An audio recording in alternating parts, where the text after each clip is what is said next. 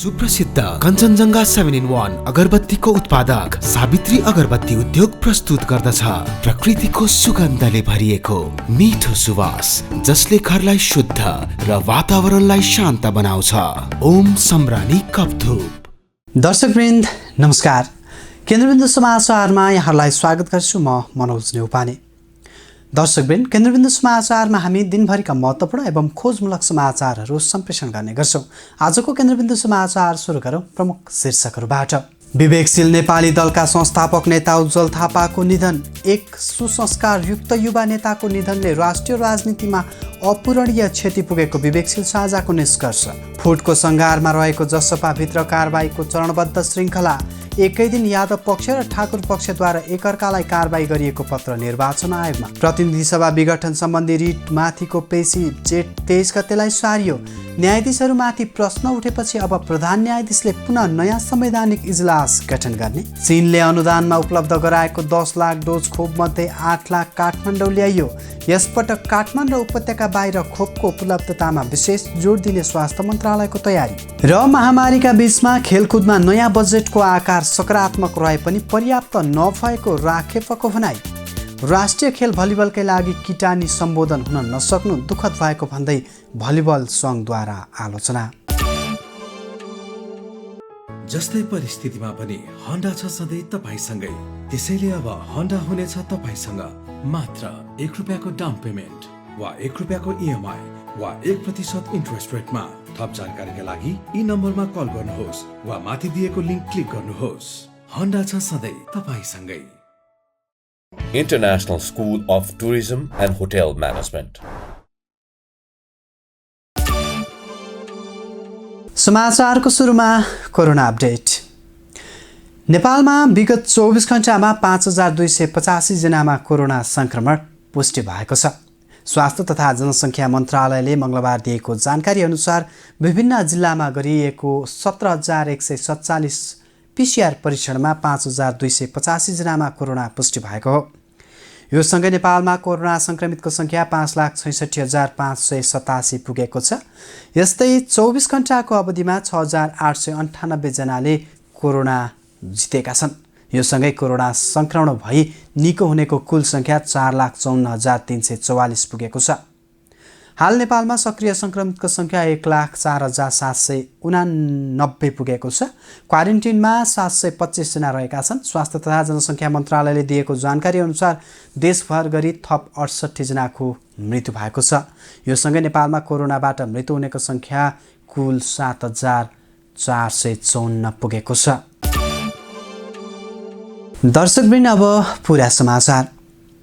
विवेकशील नेपाली दलका संस्थापक नेता उज्जवल थापाको मङ्गलबार निधन भएको छ। विवेकशील साझा पार्टीले पार्टीका संस्थापक संयोजक तथा तत्कालीन विवेकशील नेपाली दलका संस्थापक थापाको निधनले सिङ्गो पार्टी पङ्क्ति स्तब्ध भएको जनाएको छ। एक संस्कृतयुक्त युवा नेताको निधनले राष्ट्रिय राजनीतिमा अपूरणीय क्षति पुगेको विवेकशील साझाको निष्कर्ष रहेको छ। सडक प्रदर्शनलाई रचनात्मकता दिनेदेखि वैकल्पिक राजनीतिको सुरुवातकर्ताको रूपमा चिनिएका थापा नयाँ पुस्तामाझ सर्वप्रिय युवा नेताका रूपमा गनिएका थिए। यद्यपि नेपाली राजनीतिमा ल्याइएको परिवर्तनको तरङ्गलाई फैलाउन नपाउँदै उनी 44 वर्षको अल्पायुमै संसारबाट बिदा भएका छन्। हेरौँ थापाको राजनीतिक जीवनमाथि रहेर तयार पारिएको यो रिपोर्ट। विवेकशील नेपाली दलका संस्थापक नेता उज्जवल थापाको मङ्गलबार निधन भएको पारिवारिक स्रोतले जानकारी गराएको छ। वैकल्पिक राजनीति र युवा नेतृत्वका लागि अभियान चलाउँदै आएका 44 वर्षीय थापा कोरोना भाइरस सङ्क्रमित भएर काठमाडौँको मेडिसिटी अस्पतालमा उपचाररत थिए। अन्तिम पटकको कोरोना भाइरस परीक्षणमा नतिजा नेगेटिभ रहेको बताउँदै परिवारले थापाको अन्तिम संस्कार र एउटा साधारण पारिवारिक तवरले सम्पन्न गर्ने जनाएको छ। पारिवारिक स्रोतबाट जारी विज्ञप्तिमा भनिएको छ, युवाहरूलाई राजनीतिको मूलधारमा समावेश गर्न उत्प्रेरणा तथा सहयोग लामो समयसम्म सम्झिनेछ र त्यसलाई इतिहासले सकारात्मक किसिमले मूल्याङ्कन गर्नेछ भन्ने हामीलाई लागेको छ। यता विवेकशील साझा पार्टीले दुःख व्यक्त गर्दै एक सुसंस्कृत युवा नेताको निधनले राष्ट्रिय राजनीतिमा अपूरणीय क्षति पुगेको निष्कर्ष निकालेको छ। साथै पार्टीले थापाको 13औं पुण्यतिथिमा प्रत्येक सदस्य र शुभचिन्तकहरूलाई कम्तीमा एउटा वृक्षारोपण गर्न पार्टीका सम्पूर्ण नेतृत्व पङ्क्ति र सदस्यहरूलाई समेत आह्वान गरेको छ। बुढा नीलकण्ठ स्कुलबाट कक्षा 12 ओ लेभलसम्म अध्ययन गरेका थापा छात्रवृत्तिमा खगोल तथा भौतिक विज्ञान एस्ट्रोफिजिक्स अध्ययनका लागि अमेरिका गएका थिए। तर उनी खगोल तथा भौतिक शास्त्री होइन, त्यो पढाइ छाडेर वेब डिजाइनर बनेर नेपाल फर्किए। पछि उनी एक चर्चित युवा नेताका रूपमा उदाएका थिए। सादा जीवनका थापा 21 वर्ष उमेरमै बौद्ध भिक्षु बन्ने सोचमा थिए। त्यही सोचले उनी भिक्षुकै जस्तो सादा जीवन बाँचेका थिए, जुन कुरा थापा आफैले बताउने गरेका थिए।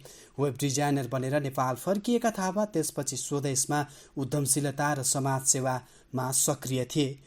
सूचना प्रविधि सम्बन्धी कम्पनी खोलेर उद्यमी बन्ने पाइला चालेका उनले कफी खेतीमा समेत लगानी गरेका थिए। द्वन्द्व रूपान्तरणबारे प्रशिक्षित भएर त्यस विषयमा जनचेतना फैलाउने अभियानबाट उनले सामाजिक कार्यको थालनी गरेका थिए। सोही समय नेपालमा राजनीतिक अस्थिरता चरम उत्कर्षमा थियो। प्रथम संविधान सभा गठन भए पनि संविधान बन्न नसकेको अवस्था थियो। दिनौँ बन्द र हडतालले देश गाँजिएको थियो भने सोही विषयले आजित थापाले केही युवासँग मिलेर 2065 सालमा सामाजिक सञ्जालमा बन्द विरुद्ध अभियानका लागि समूह खडा गरे र नेपाल खुल्ला छ अभियान सुरु गरेका थिए। यसको केही वर्षपछि थापाकै सक्रियतामा युवाहरूले परिवर्तनका लागि हामी नेपाली एक अभियान सुरु गरे र ज्याला पुरा ल्याऊ अब संविधान देऊ भन्ने नारा सुरु गरेका थिए। तर त्यस्ता अभियानले मात्र समाजमा परिवर्तन ल्याउन सम्भव नदेखेपछि आफूहरूले राजनीतिमै प्रवेश गर्नुपर्छ भन्ने सोचले थापाले 2069 सालमा विवेकशील नेपाली समूह बनाएका थिए। पछि यही समूहबाट 2070 सालमा भएको दोस्रो संविधान सभा निर्वाचनमा उनी विवेकशील नेपालीबाट काठमाडौँका 4 क्षेत्रबाट स्वतन्त्र रूपमा आफ्ना उम्मेदवारहरू उठाउन सफल भएका थिए। त्यसबेला थापा क्षेत्र नम्बर 5बाट उम्मेदवार बनेका थिए। यद्यपि उनले एकदमै थोरै मत मात्र प्राप्त गरेका थिए।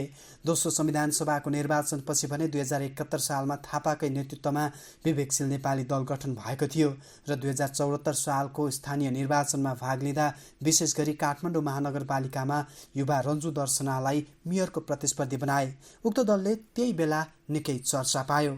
यद्यपि स्थानीय चुनावमा खासै सफलता नपाएपछि वैकल्पिक राजनीतिकै लागि भनेर स्थापना भएको अर्को दल साझा पार्टी र विवेकशील एक भएर सामूहिक नेतृत्वको अवधारणामा अपनाइएको उक्त दलमा थापा सहसंयोजक बनेका थिए। तर 16 महिनापछि पार्टीको आन्तरिक विवाद बढ्दै गएपछि दल फुटेको थियो र त्यही समय उनी पुनः विवेकशीलका नेता बनेका थिए। सो समय 2 वर्षपछि उनले पार्टीको जिम्मेवारी सम्हालेर सहज रूपमै नेतृत्व अर्का नेता मिलन पाण्डेलाई सुम्पेका थिए। यसरी सहज रूपमा नेतृत्व सुम्पने थापाको शैलीलाई धेरैले मन पराएका थिए भने यो एउटा सुसंस्कृत युक्त राजनीतिको उदाहरणका रूपमा पनि लिइएको थियो। पुनः गत मङ्सिरमा विवेकशील र साझा एक भए पनि थापा खुल्ला राजनीतिमा उति सक्रिय भने थिएनन्। विशेष गरेर उद्यमशीलता नभई देश विकास नहुने र पढे लेखेका देश विदेश देखेका युवाले नै परिवर्तन गर्न सक्छन् भन्नेमा उनी दृढ विश्वास राख्दथे। 114 रोपनी जग्गा जुन सरकारी जग्गालाई भूमाफियाले भनौँ आफ्नो हातमा लिन खोजेकोमा हामीले चाहिँ अब देशभरिको सार्वजनिक जग्गा जुन हाम्रो आफ्नो राष्ट्रिय सम्पत्ति हो त्यसमा चाहिँ नेपालको झन्डा, अरू झन्डा होइन, नेपालको झन्डा गाडेर त्यो जुन ओपन स्पेस छ जो खुला मैदानलाई जोगाउँ। तर थापाले सहरिया उच्च र मध्यम वर्गका मुद्दा उठाउने खाले राजनीति गरेको र सैद्धान्तिक रूपमा प्रश्न नभएको भन्ने आलोचना भने खेपिरहेकै थिए। यद्यपि नेपाली राजनीतिमा वर्षौँदेखि जमेर रहेका विसङ्गतिमाथि सानै भए पनि ढुङ्गा प्रहार गरेका थापाले नेपाली राजनीतिमा एक हिसाबको तरङ्ग भने ल्याइदिएका छन्। त्यही तरङ्गको परिणाम हुनुपर्छ। उनी बिरामी भएदेखि मृत्यु पश्चातसम्म पनि उनका लागि देखिएको साथ सद्भाव र कामना अहिले कायमै छ। तर यो साथ सद्भाव र कामना बीच उनी हामीबाट टाढिएका छन्। राजनीतिमा ल्याइएको तरङ्गलाई फैलाउन नपाउँदै थापा 44 वर्षको अल्पायुमै संसारबाट बिदा भएका छन्। मङ्गलबार जनता समाजवादी पार्टीका नेता उपेन्द्र यादव र बाबुराम भट्टराई पक्षले पार्टी अध्यक्ष महन्त ठाकुरसहित 4 जना नेतालाई निष्कासनको घोषणा गरेको छ। त्यसको लगत्तै महन्त ठाकुर पक्षले पनि उपेन्द्र यादवलाई कारबाही गरेको भन्दै उक्त पत्र निर्वाचन आयोगमा बुझाएको छ। पछिल्ला समय सत्ता समीकरणको खेलमा दलहरूले मोर्चाबन्दी गर्ने क्रम बढेपछि अन्ततः जसपा विभाजनको सङ्घारमा पुगेको हो। यद्यपि कानुनी रूपमा भने निर्वाचन आयोगले निर्णय दिने नै छ। हेरौँ यसै विषयमा तयार यो रिपोर्ट। प्रतिनिधि सभा विघटन अघिसम्म सरकार गठनको निर्णायक शक्ति मानिँदै आएको जनता समाजवादी पार्टीको मङ्गलबार पार्टीभित्रै कारबाहीको रोचक नाटक मञ्चन भएको छ। अध्यक्ष बीच पार्टीबाट निष्कासन गरागरको स्थिति मङ्गलबार भएको छ। पार्टीको अध्यक्ष उपेन्द्र यादव र बाबुराम भट्टराई पक्षले सर्वप्रथम पार्टी अध्यक्ष महन्त ठाकुर सहित 4 जना नेतालाई निष्कासनको घोषणा गरेर यसको सुरुवात गरेका थिए। पार्टी कार्यालय बालकुमारीमा उपेन्द्र यादवको अध्यक्षतामा बसेको जसपा कार्यकारिणी समितिको बैठकले ठाकुर सहित राजेन्द्र महतो, लक्ष्मणलाल कर्ण र सर्वेन्द्रनाथ शुक्लालाई निष्कासन गर्ने निर्णय गर्यो र यादव पक्षले यसबारे निर्वाचन आयोगलाई जानकारी दिई नाम दर्ता किताबबाट हटाउन अनुरोध गरेको थियो। त्यसो त यसअघि पार्टीभित्र विवाद उत्कर्षमा पुगेपछि दुवै पक्षले एक अर्कालाई निष्कासनको चेतावनीसहित स्पष्टीकरण सोधेका थिए। यादव पक्षले अध्यक्ष महन्त ठाकुर सहित 4 जना नेतालाई 24 घण्टे अल्टिमेटमसहित स्पष्टीकरण दिन ज्येष्ठ 15 गते पत्र पठाएको थियो। तर 3 दिन बित्दासम्म स्पष्टीकरणको जवाफ नआएपछि यसअघि ज्येष्ठ 8 गते बसेको कार्यकारिणी समितिको बैठकले कारबाही सम्बन्धी निर्णय लिन सम्पूर्ण अधिकार अध्यक्ष यादवलाई दिएको थियो। ज्येष्ठ 8 गते पुनः बसेको कार्यकारिणी समितिको बैठकले सरकारमा सहभागी हुने नेता पार्टीबाट स्वतः निष्कासनमा हुने निर्णय पनि गरेको थियो। ठाकुर पक्ष सरकारमा जाने पक्का भएपछि मङ्गलबार उपेन्द्र यादवले 4 जना नेतालाई पार्टीबाट निष्कासन गरेका हुन्। जसपाभित्रको कारबाहीको प्रक्रिया यतिमा मात्रै सीमित भएन। अर्को रोचक विषय त कारबाहीको श्रृङ्खला यतिमा मात्रै सीमित नरही मङ्गलबार नै पुनः अध्यक्ष महन्त ठाकुर पक्षले पनि अध्यक्ष उपेन्द्र यादवलाई पार्टीबाट निष्कासन गरेको छ। अध्यक्ष उपेन्द्र यादवलाई पनि ठाकुर पक्षले स्पष्टीकरण नबुझाएको र पार्टी हित विपरीत काम गरेको भन्दै कारबाही गरेको हो। ठाकुर पक्षले पनि उपेन्द्र यादवलाई कारबाही गरेको पत्र निर्वाचन आयोगलाई पठाएको छ। उक्त पत्रमा पनि उपेन्द्र यादवको नाम दर्ता किताबबाट नाम हटाउन निर्वाचन आयोगलाई अनुरोध गरिएको छ। जसपाभित्र पनि यसअघिको नेकपा र अहिलेको नेकपा एमालेकै जस्तै आन्तरिक कलह बढ्दै गएको थियो। यसपटक भने आन्तरिक कलह सतह रूपमै आएको छ। पछिल्लो समय सत्ता समीकरणको खेलमा दलहरूको मोर्चाबन्दी क्रम बढेपछि अन्ततः जसपा औपचारिक रूपमा विभाजन भएको छ। कानुनी रूपमा भने निर्वाचन आयोगले गर्ने निर्णयसँगै मात्रै छिनफानो हुनेछ। अधिवक्ताहरूले न्यायाधीशहरूमाथि प्रश्न उठाएपछि प्रभावित बनेको प्रतिनिधि सभा विघटन सम्बन्धी रिटमाथिको पेशी पुनः जेठ 23 गतेलाई सारिएको छ। विवाद बढ्दै गएपछि संवैधानिक इजलासबाट न्यायाधीश दीपक कुमार कार्की र आनन्द मोहन भट्टराई अलग भएका छन्। संवैधानिक इजलासमा मङ्गलबार कार्की र भट्टराईले न्याय परिणाम मात्र नभई प्रक्रियामा समेत निष्पक्षता हुनुपर्ने भएकाले आफू इजलासबाट अलग हुने बताएका हुन्। यससँगै अब प्रधान न्यायाधीश सोलेन्द्र शमशेर राणाले पुनः वरिष्ठताका आधारमा नयाँ संवैधानिक इजलास गठन गर्ने भएका छन्। हेरौँ यो रिपोर्ट। प्रतिनिधि सभा विघटन सम्बन्धी रिटको अर्को सुनवाई जेठ 23 गते हुने भएको छ। प्रधान न्यायाधीश सोलेन्द्र शमशेर राणाले त्यसअघि संवैधानिक इजलासको पुनर्गठन गर्ने भएका छन्।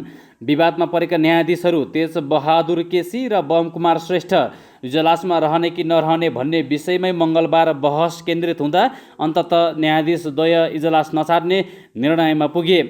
न्यायिक स्वतन्त्रता र निष्पक्षतामाथि आशंका रहन सक्ने भन्दै संवैधानिक इजलासबाट न्यायाधीशहरू दीपक कुमार कार्की र डाक्टर आनन्द मोहन भट्टराईले भने अलग हुने निर्णय सुनाएका छन्। संवैधानिक इजलासमा कार्की र भट्टराईले न्याय परिणाम मात्र नभई प्रक्रियामा समेत निष्पक्षता हुनुपर्ने भएकाले इजलासबाट अलग हुने राय पेश गरे। इजलासमा आफूहरूको निर्णय सुनाउँदै न्यायाधीश कार्कीले अरू 2 न्यायाधीशको कार्यक्षमतामाथि आफूहरूको कुनै शङ्का नरहेको भए पनि प्रश्न उठेपछि इजलासमा सँगै बस्न नसकिने प्रश्न पारे।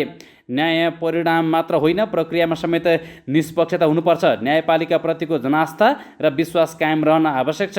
पूर्वाग्रहको आशंका हुनुहुँदैन कार्कीले भनेका छन्। यसरी 2 न्यायाधीशले इजलास छोडेपछि प्रधान न्यायाधीश सोलेन्द्र शमशेर राणाले अर्को इजलास गठन गर्ने भएका हुन्। इजलासमा प्रधान न्यायाधीश राणाले अब इजलासको विषयमा विवाद गर्न नहुने बताएका छन्। सर्वोच्च बारका अध्यक्ष पूर्णमान शाक्य लगायतको टोलीसँगको छलफलमा प्रधान न्यायाधीश राणा वरिष्ठताको आधारमा एक साताभित्र इजलास गठन गर्न सहमत भएका छन्। वरिष्ठताको आधारमा इजलास गठन भएमा राणा, दीपक कुमार कार्की, मीरा खड्का, हरिकृष्ण कार्की र विश्वम्भर श्रेष्ठ रहनेछन्। हरिकृष्ण र विश्वम्भर मध्ये एकजना बाहिरिएमा त्यस ठाउँमा ईश्वर प्रसाद खतिवडा रहनेछन्। उनीहरू दुवै बाहिरिएमा भने खतिवडा र आनन्द मोहन भट्टराई समेटिनेछन्।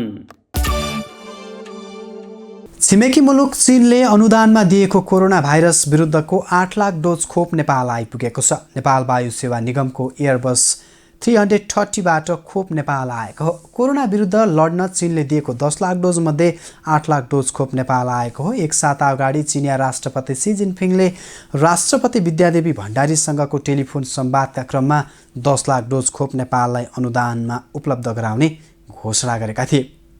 यसैबीच उक्त खोपलाई स्वास्थ्य मन्त्रालयले 60 वर्षदेखि 65 वर्ष उमेर समूह र त्यसमा पनि उपत्यका बाहिरका स्थानलाई प्राथमिकतामा राख्ने जनाएको छ। हेरौँ पुरा समाचार। चीन सरकारले अनुदानमा उपलब्ध गराएको 10 लाख डोज खोपमध्ये 8 लाख मात्र आज काठमाडौँ आइपुगेको छ। नेपाल वायुसेवा निगमको वाइड बडी विमानले बेजिङबाट उक्त परिणामको खोप ल्याइपुर्याएको हो। आजै चीनको कुनमिङबाट हिमालयन एयरलाइन्सको विमानले थप 1 लाख डोज खोप काठमाडौँ ल्याएको छ। बुधबार पनि कुनमिङबाट हिमालयन एयरलाइन्सको जहाजले थप 1 लाख डोज खोप ल्याउने भएको छ। यसै साता राष्ट्रपति विद्यादेवी भण्डारीसँगको टेलिफोन संवादपछि चिनिया समकक्षी सी जिनपिङले नेपाललाई कोभिड-19 महामारी विरुद्ध 10 लाख डोज खोप उपलब्ध गराउने घोषणा गरेका थिए। चीनको सिनोफार्मा कम्पनीले विकास गरेको भेरोसेल खोप उपलब्ध गराएको हो।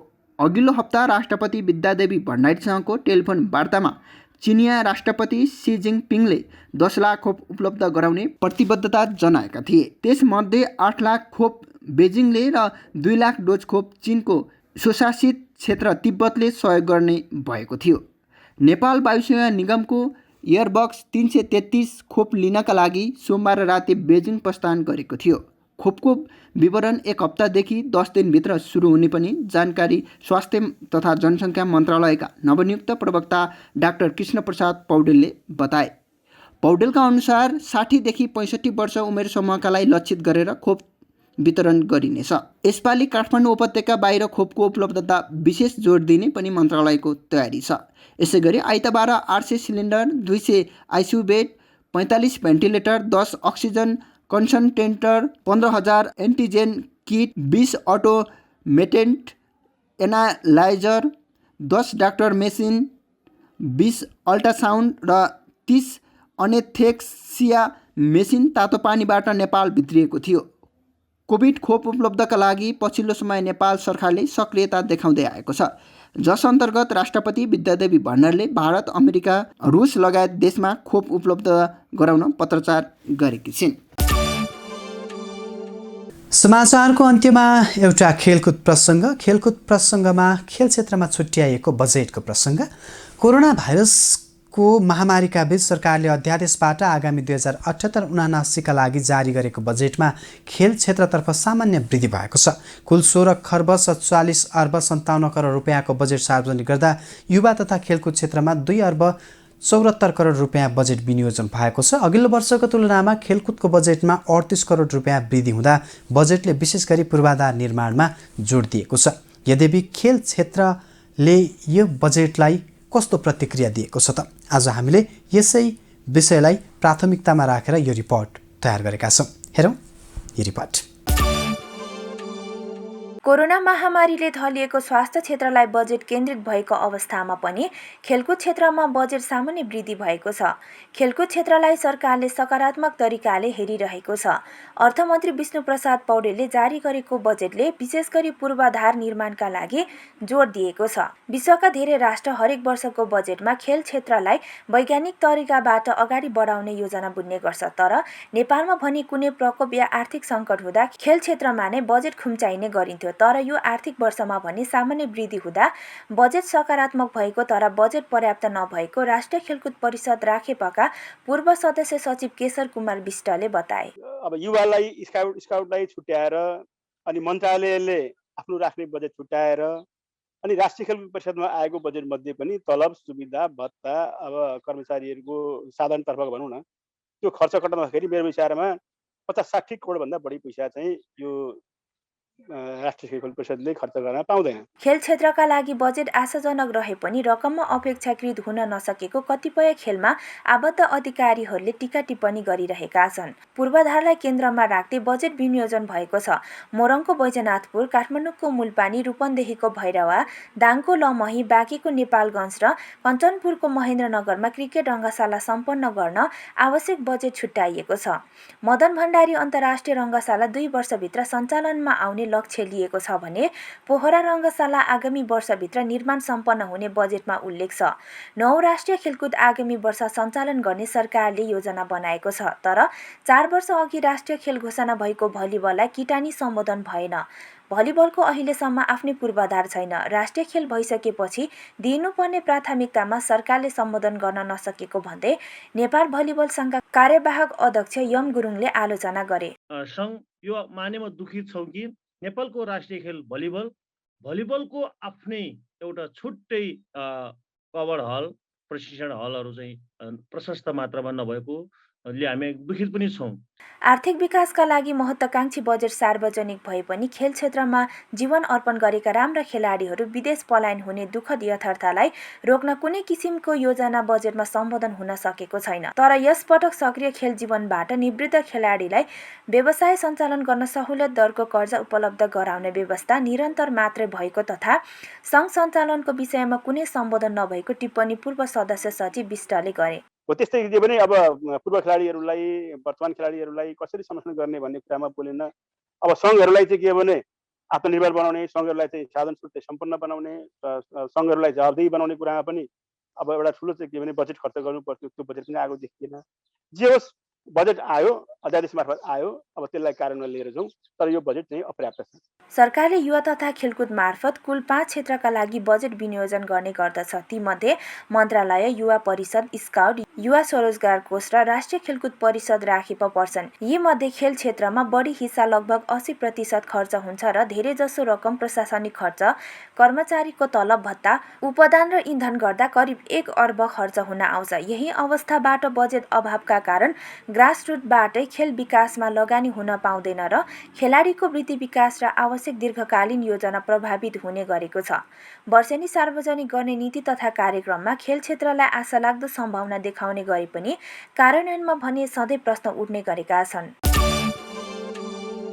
हस्त दर्शकवृन्द, आजका लागि केन्द्रबिन्दु समाचार सकिएको छ। भोलि पुनः यसै समयमा हामी उपस्थित हुने नै छौँ। तबसम्मका लागि बिदा दिनुहोस्। केन्द्रबिन्दु न्युज हेर्दै गर्नुहोला। नमस्कार।